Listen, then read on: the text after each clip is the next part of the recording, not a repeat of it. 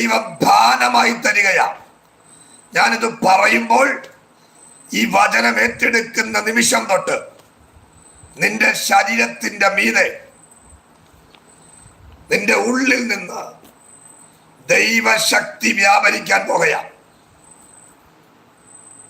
എത്ര പേര് വിശ്വസിച്ച് ആമേൻ പറയും? വിശ്വസിച്ചോണ്ട് ആമേൻ പറഞ്ഞ് ദൈവത്തിന് സ്തോത്രം ചെയ്തേ. ഈ സെക്കൻഡ് മുതൽ നിങ്ങളുടെ മീതെ ഈ ദൈവശക്തി ചലിക്കാൻ പോകുകയാണ്. ആദ്യം നിങ്ങൾ അറിയേണ്ടത് ദൈവത്തിന്റെ ദാനമാണ്. ഇത് നിങ്ങളുടെ സ്വന്തമല്ല എന്ന് പറഞ്ഞാൽ ഇത് നിങ്ങളുടെ ഇഷ്ടത്തിന് വേണ്ടി പ്രവർത്തിക്കേണ്ടതല്ല, ഇഷ്ടമുള്ളവരുടെ മേൽ പകരേണ്ടതല്ല. ദൈവത്തിന്റെ നിയോഗത്തിൽ ഉള്ളവരുടെ മീതെ